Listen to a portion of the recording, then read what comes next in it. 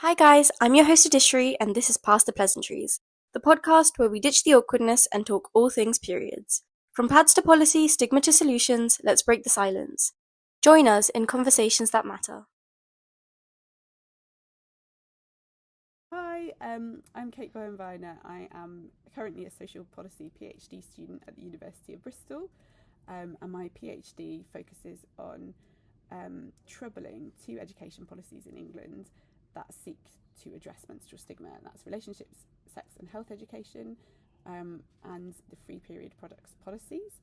And as part of that troubling of those policies, I'm looking at what do young people's menstruation stories do and what could they do if they were part of those policies that I just mentioned.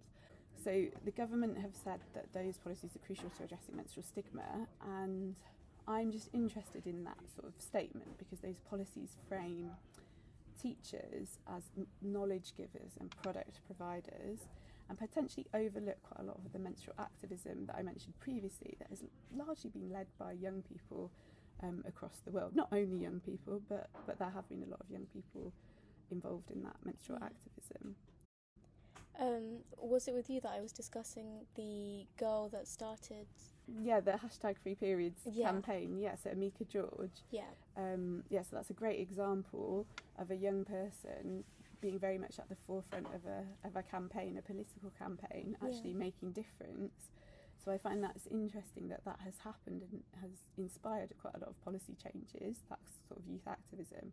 Yet those policies that have been introduced, I mean, perhaps they are good in some ways, but they're still positioning young people as lacking knowledge, lacking products, and requiring a teacher who's an agent to address menstrual stigma by giving products or giving knowledge. So what sort of inspired you to do a PhD in this specifically?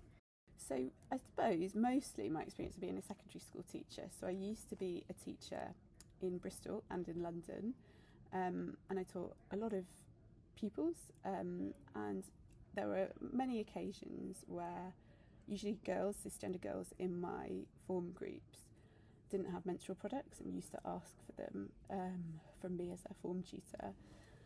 And I think that experience sort of made me think when those news stories were coming out about period poverty in the UK, sort of around 2017, that kind of time period, really resonated with me. It's not something that I had necessarily understood as period poverty before, but it's something that I thought, oh yeah, that is an issue for a lot of people in the UK. And then that's sort of where I started reading more about menstruation, about how across the world, and particularly in parts of the majority world, like in the so-called global south, like a lot of activism and research had already been done about period poverty and access to menstrual products, but also education on menstruation or formal education on menstruation. So it was just from that sort of experience that I had as a secondary school teacher that I then started to read more and more around the topic. Have you seen any schools where they've done it differently? Yeah, I think I've come across schools doing all sorts of different things to teach about menstruation and to address period poverty. And it should emphasise that it is a really tricky thing to do on top of all the expectations of teachers in secondary and primary schools to achieve sort of government set standards. So with that in mind, yes, I have seen teachers or heard about teachers taking different approaches, and sometimes having more like debates with young people rather than just simply delivering facts. But I suppose my interest in my PhD is how this sort of notion of addressing menstrual stigma is characterised by policymakers and how young people are often positioned as non-agents and adult teachers are positioned as agents. Yeah. I kind of want to go into the agency part of it a lot more because that's obviously where I resonate from the company that I've started as well. But what sort of things do you think schools can do to increase agency? Yeah, so I think first of all, I'll probably start answering that question by saying like what I understand as agency. Yeah. So I might draw on a bit of like philosophy, No, if that's course, okay, which sounds like I'm being a bit sort of, what's the word? A bit pretentious, but I don't think it is, because when we think about agency, often we think of agency as something that humans possess, or that certain humans possess. So we often think adults possess agency, right? They can do things, they can make decisions, and oftentimes we say children don't possess agency, and so we don't allow them to vote, we don't allow them to make decisions on certain things, okay? But and when I say we, I mean like the adult world. But I've drawn on some ideas from a group of philosophies called feminist relational materialism, or sometimes known as new materialism. And the argument that those philosophers make is that agency isn't something that is self-willed and possessed. It's not possessed by an individual human, but it's something that emerges through relationships, basically. They would argue it emerges through relationships between humans and non-humans, so like things around us, the circumstances that we're in, as well as the people that we interact with. And so I've kind of drawn on that idea of agency as something that you don't just have, it's something that is circumstantial, it comes about through the context that you're in. And so I think that's the key for me, is about, could addressing menstrual stigma, could that involve young people as partners in that process? So could teachers and young people's stories and other things involved in schools, for example toilets and the physicality of toilets and what they're like, could that all be involved in making difference in the world, if that's what we understand agency to be, to make difference in the world? And how could that relational approach to education, what could that result in? Yeah, that's sort of what I'm interested in.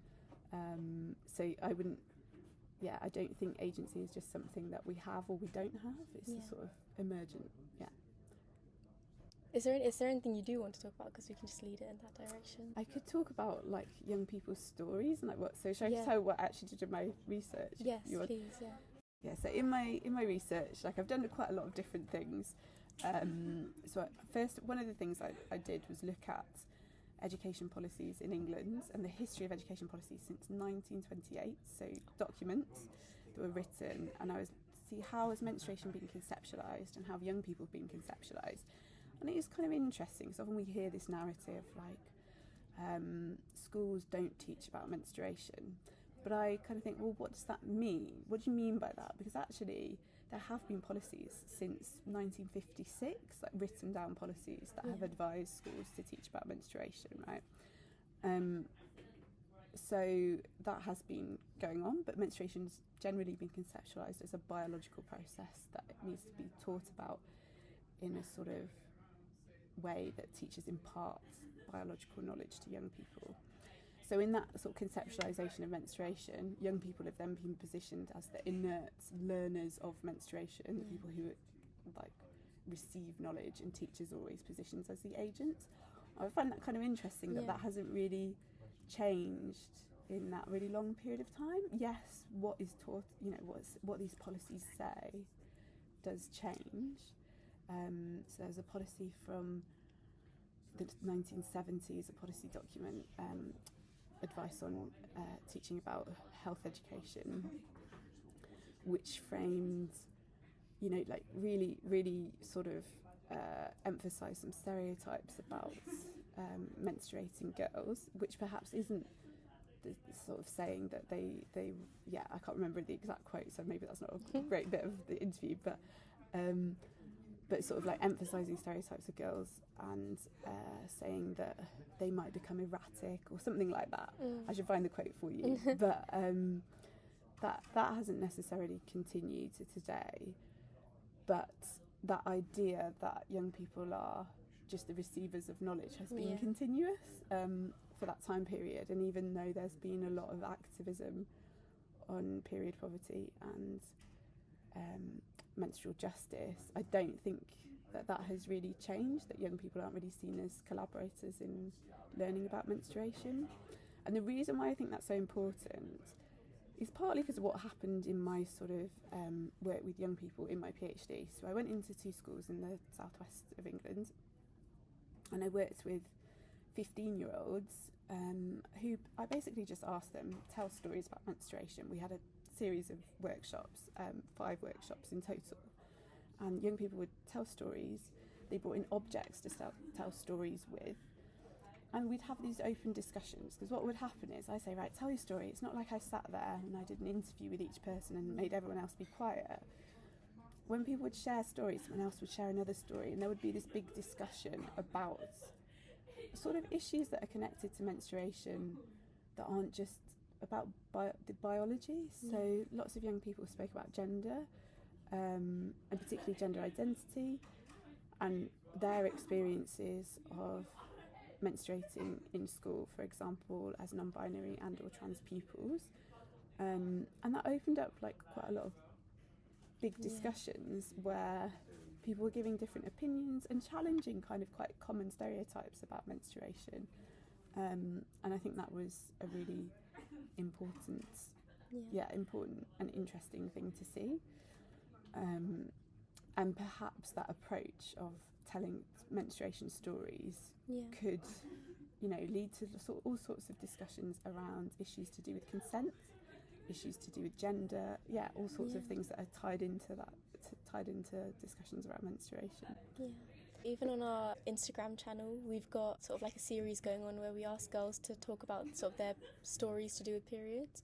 So I think recently we had one girl who talked about PCOS. Oh yeah. And so that was quite interesting because, I've known about it because my family, my mum has it, but I think a lot of my friends, like especially my guy friends, a lot of them don't know about anything past girls have a period once a month.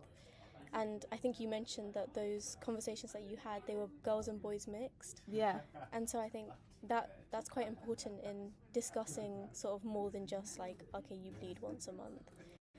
I think that's really important, isn't it? And it's also different experiences, different beliefs, different just different ways of seeing the world, and having that open conversation where it's really it's a safe space. So that was something that was really important when I was working with young people. We spent quite a long time talking about, in the first time we met, quite a long time talking about, okay, what do we want this space to be like when we come here to share stories. And that's really important, isn't it? Because you don't want people to be making other people feel awkward when they're sharing menstruation stories, so that's a really important part. What did you find from that? What did they want from a safe space? Generally that everyone felt respected, that's what they wanted, and that people would listen when someone else was talking. But I think being respectful of other people's opinions was a really big thing that came across from both schools.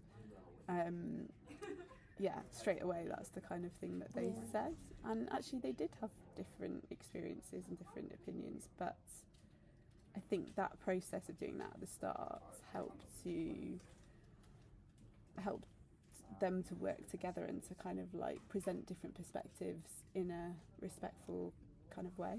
Do you think the people that you talked to, did their sort of stories or their views differ based on this? Well, did you know about their socioeconomic sort of background? I didn't. So I didn't collect that kind of data. So I didn't know that. And largely the young people I worked with spoke about their experiences in school. And any non-menstruating pupils, like cisgender boys that I worked with, they would talk about menstruation in the context of their sort of experiences of other people they knew who menstruated and what they knew about that. And even though there were different schools, there were commonalities between their experiences, for example, rules around school toilet access and how, they're having rules you can't go to use the toilet during lesson times, and or the toilets were locked during lesson times in some circumstances, or the toilets were broken or blocked, and that created issues in both schools, sort of issues and anxieties. I think that's what sort of came across. So that was a commonality, but in terms of socioeconomic status, I couldn't really comment on that because it's not data that I collected. Do you think there should be differences in the way it's taught in sort of co-ed schools versus single-sex schools?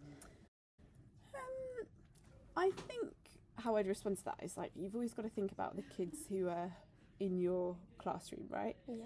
So I'm working with them, so that my PhD is all about this kind of relational, or someone might call it a participatory approach to menstruation education. And I think that's really important. It's like who's in the room, rather than designing a curriculum that works for every single school and every single pupil. It's thinking about what do these young people in the room, what do they have to say about this issue, and where do we go from there? I think, of course, like curriculum frameworks have a place because they point people in particular directions, but you don't want it to be too didactic, where it's like teachers must teach these specific facts in this specific order, because then I think maybe that's me as an ex-teacher saying that, I think you lose a little bit of the magic of teaching if you have that. I was going to say in co-ed or single-sex schools, I think you would just have to think about the pupils that you're working with. I suppose some people might advocate for teaching things in different ways depending on people's sex or gender, but I think you just got to think about the pupils that you're working with. Do you want to tell me about like how does your work cross over? Yeah, sure. So my company's called Pleasantri, and so our whole thing is about eradicating period poverty within educational institutions. So the way we've sort of gone about doing that is we wanted to increase agency, but not specifically from the children at first, but more from the surrounding community. So the way we do it is we partner with companies that want to advertise to the students in the educational institutions, and we put their advertisements on the sanitary napkin like packaging, so the students that use them sort of know who gave it to them. I see, yeah. But the thing is, so this is sort of how we've started our model, but what I really am interested in is how we can shift it towards more agency in like within the people receiving them, right? Because obviously from like a donor standpoint there is a difference between just asking for charity versus providing a sort of value in return for the money, but from a beneficiary standpoint there's no real difference. They're still essentially just receiving product, which I guess in sort of first world education institutions like this one, it's not too bad. But when you go to sort of smaller communities like villages in India and the students there, I think it's more important to increase their own agency, because obviously agency increases like microeconomies. It gives them the power to do more than just receive, and so I think sort of a lot of this research and the podcast and all of that, it's about finding ways to increase the students' agency, or not even just the students but the community's agency within themselves, rather than relying on like outside donors. I see what you mean, yeah, because I suppose that's the thing, isn't it, with like, I suppose the problem with outside donors just like providing everything is that they decide how things are provided, what's needed, and there might be all sorts of people that are accessing these products given by donors will have completely different and interesting and exciting views about how things should be done or not done, or that's, so maybe that engagement and those conversations is a really important part of that. So what I've seen with a lot of charities that just donate, they've got a lot of stats about, oh, we've donated this many, or we've donated to this many countries, but what I don't see is like what's happened after that, because obviously period poverty in itself is a big issue, but to me, and the reason I sort of focused on educational institutions is because to me the issue isn't just period poverty, it's what that limits. So I think I read a stat somewhere that in India 23% of girls drop out when they start their period, or I think it's 1 in 10 girls globally miss school when they're on their period for whatever reason, like lack of access, stigma, and I think obviously short-term effects, it's unhygienic, it's if they can't afford it then there's effects to do with that, but also long-term they're missing out on a lot of education, they're missing out on future job opportunities,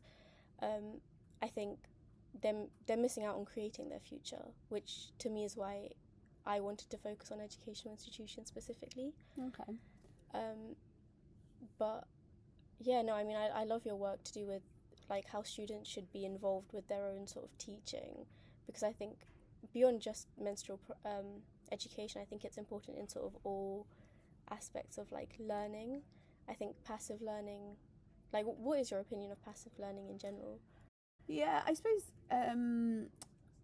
passive learning, I mean, I don't know if even if you're learning in any way, you're doing, there's some sort of action, right? Yeah. But I suppose certainly in the last like 10 years, well, since 2010, since the Conservatives last came in, there's been just a real frame in England about teachers having like power basically, and taking back power, and young people being like very strict behaviour rules has been promoted in schools. Very like the teacher has always been has more and more been positioned as the authority figure. And I suppose that just overlooks like maybe these opportunities that are there for, you know, what would come about if you had more conversations with young people and there was more discussion about, for example, how menstrual products could be distributed in school, or even if they needed to be, or, you know, there might be all sorts of these different ideas that come about from those interactions with the pupils in the school. Whereas I suppose what my criticism of that approach is that if you come in as the teacher, you possess the agency, you possess the knowledge, then you just have like there's one message. This is the message that's given. You need to take this away now, and you're gonna you're just gonna be filled with, you're a blank canvas to be filled with my perspective or my knowledge. And I just think the world is a bit more interesting than that, and that, you know, you never know what comes about when people kind of interact with one another and other things in the world to create different ways of doing things. And I suppose that would be, you know, you might with giving products and or education programs to different communities globally, if it's all about one, like the provider, or the provider, like the charity or NGO, giving everything to a particular community, then maybe that's just a bit of a shame, because who knows what would come about if there was a bit more of a relational approach. I think that would be my perspective. And yeah, you might get people like challenging common viewpoints on menstruation, like, you know, is it unhygienic? Is it like, do people see it as unhygienic not to have menstrual products? Like, do we challenge that narrative? And what happens when we open that conversation up and we start to see things in a different way? Because I know, like, I think I'm right in saying Menstrual Hygiene Day is like a thing. I don't know the ins and outs of where that's come from, but, you know, if you open up conversations with people, then perhaps those kind of narratives get challenged a little bit. And so that could be, it's kind of like an interesting and potentially sort of a way to do things differently and create different ways of doing menstruation in the world, and like challenging stigmas or whatever else that people want to challenge. Or what is stigma? Having those conversations about, like, how do we see things? Is it just the case that there is a one way of doing menstruation, that there's just one way of teaching about menstruation? So I don't have like a specific curriculum that I think should be taught. I think my criticism is like very like leaning on critical pedagogy, which is like a critical approach to education. But I just wonder what can come about if you think about things differently. What's like a message you would give to teachers sort of that are teaching? Okay, so probably that I think menstruation, if you start to reframe it as rather than something biological, but it's something that you can think of as like a story, I think it gives you the opportunity to use menstruation as a way to have conversations about all sorts of social issues with teenagers or with young people in general. And I think that if we only think about it as this biological thing that has to be taught and facts have to be learnt, then we don't take advantage of that, and that it's not always about teachers teaching particular facts about menstruation or anything to do with sex and relationships, but it could be a way of opening up conversations, and there's value in that, to have debates and discussion. Do you think that menstruation is currently taught as sort of a science instead of like a sort of like a physics, chemistry, biology science rather than a social science? Yeah, I certainly think that's promoted by the Department for Education in England. Because like if you look at the RSHE policy, that's the way it's framed. But also in sort of some of the education resources that have been created by the Department for Education, generally frame something that's like menstruation is a biological process that young people need to know about so that they can identify problems with menstruation. And I'm not saying those things aren't useful, but I'm just saying maybe there's more to it, because it is part of our social experience as well. And certainly if you're talking about like issues like stigma, it definitely is part of the social world.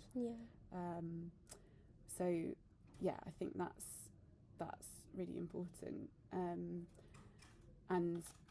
I suppose I didn't even tell you what I found out, what like my sort of in my research, like that, why I'm really interested in that relational approach to education is because when I was asking people to tell stories, basically I sort of used some ideas from philosophy to analyse their stories, and I sort of told 3 different types of menstruation story.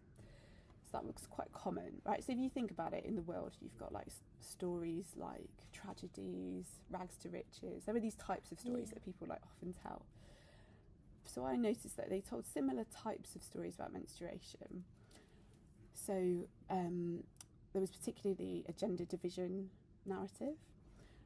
So I'm saying like a narrative is like a type of story. There was also the spectator narrative. So that in that type of, sorry, I should say in the gender division type of narrative, that type of story, this framing was always menstruation differentiates girls and boys, or girls and boys are differentiated because of menstruation, because girls menstruate and boys don't.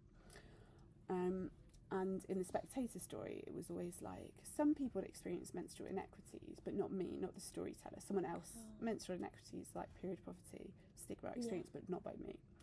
And then there was also I'm trying to think now, what did I call it?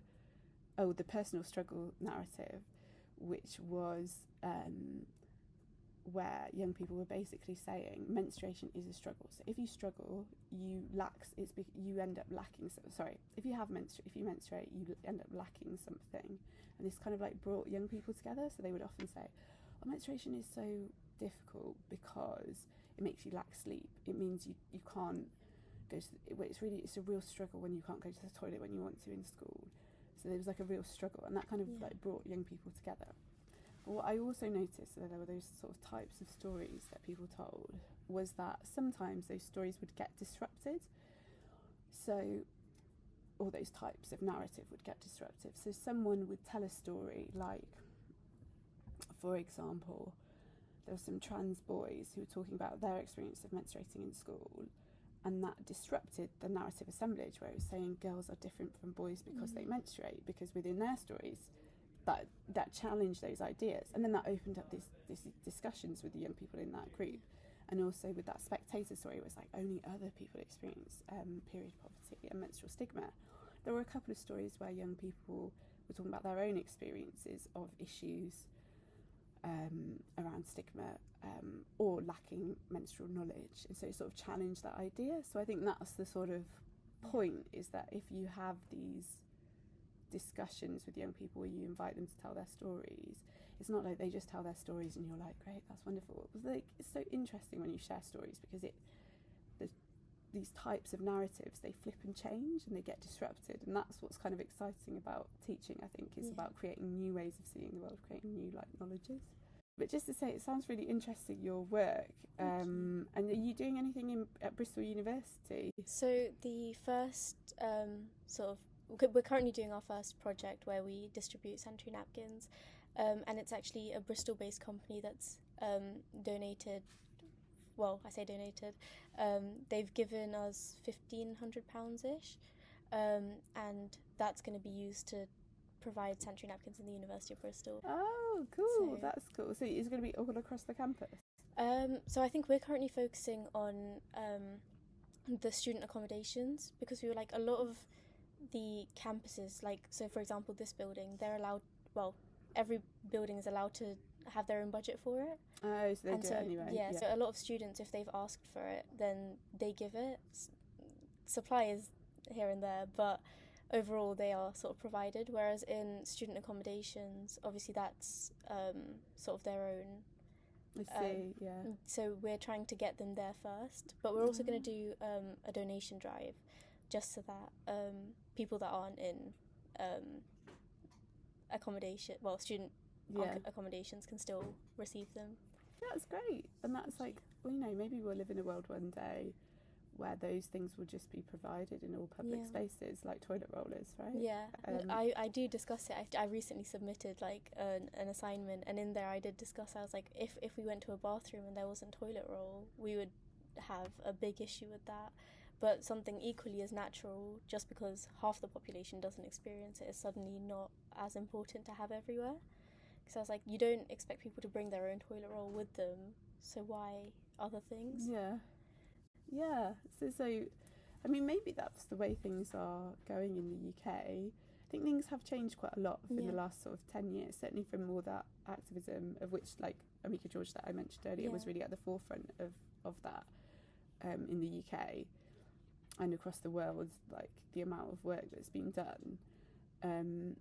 So yeah, you know, maybe that's a world that we're like working towards. But yeah, I suppose I just want to say, like, with the whole agency thing, I think that can be a really useful way to think about agency. It's not something that you just have or that you can like increase in someone. It's like agency is something that is always relational. So sometime, you know, like if you think about when you make a decision or you're asked to make a decision, often you're presented with a lot of information to make that decision. So I think and it might be like physical objects, like leaflets that include information on something, or you might look something up on your phone, or there might be a website or something. So it's like, how does agency emerge through those relationships with human and non-human things?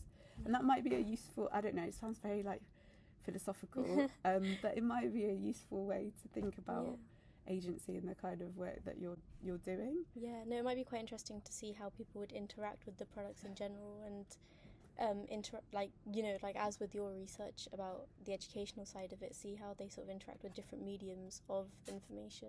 Yeah, and like what comes about when you're just a bit more like creative and you just give a space for people. What happens when people engage with different objects, and what can come about from that.